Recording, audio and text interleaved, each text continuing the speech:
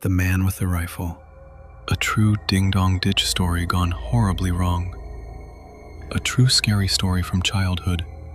The night a harmless prank turned into a real-life nightmare in the woods. I was 13 years old the night I almost got shot for ringing a doorbell.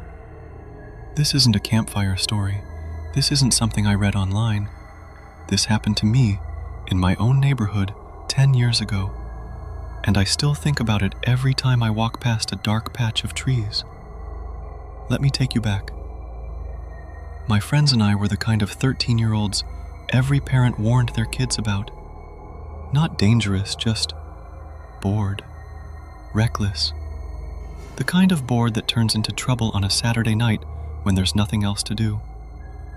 We lived on a typical suburban block, nothing special. But 10 years ago, this town was different. Fewer houses, more woods, more places to disappear into when things went wrong. I'll call my friends by fake names for their sake. Mark, James, Matt. Our game was simple. Ding-dong ditch. Ring the bell, run, hide, laugh. Mark and James usually rang the doorbells. Matt and I found the hiding spots. That night, we hit 5 or 6 houses. Same reaction every time. A man steps onto the porch, yells something into the dark, goes back inside. One guy threatened to call the cops. We laughed, and we ran to the next block. That's when things changed. The next block over was different, older, quieter. More woods pressed up against the backs of the houses, like the neighborhood hadn't fully swallowed the forest yet. The first house on that block sat directly across from a thick patch of trees. Perfect cover. We didn't think twice about using it. The house itself looked wrong before anything even happened. Overgrown grass, a rusted car buried under a tarp in the driveway. The kind of house you don't linger in front of, even in daylight. Mark ran up, rang the bell. The door opened before he'd even made it back across the street. This wasn't like the other houses. This man was massive, well over 6 feet, built like a wall.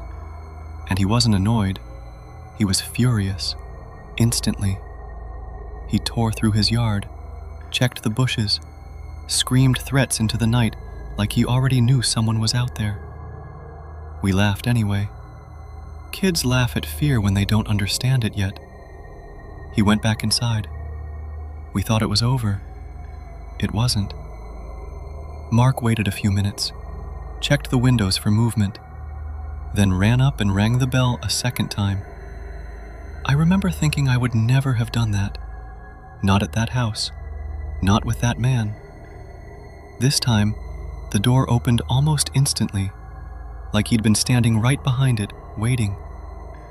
And this time, he wasn't empty-handed. He had a rifle. He searched every hiding spot from before, then started checking places he hadn't checked the first time. Behind the car, behind the trees lining his own yard. Then he stopped in the center of his lawn, just stood there, thinking. And then his head turned, slowly, directly toward the woods where we were hiding. For 10 seconds, nobody breathed. 10 seconds of a stranger with a gun staring straight into the darkness where 4 13-year-old boys were frozen, praying he couldn't see us. He went back inside. We should have run right then. We didn't. We were too scared to move. That's when it got worse. He reappeared at his front window, standing completely still, watching the tree line like a statue that had decided to hunt. We saw Mark creeping back toward the house. We wanted to scream at him to stop. We couldn't. Our voices were gone. Mark rang the bell one final time and bolted. The man at the window didn't move. Not for another full minute. Then he turned, walked away from the window, and disappeared from sight. We didn't see Mark again after that. We stayed frozen in the woods, too afraid to whisper, too afraid to leave. Then, across the street, we heard him scream one word. Run! We didn't understand why until we heard footsteps pounding up from behind us. We turned. It was him, the man from the house. He hadn't gone back inside at all.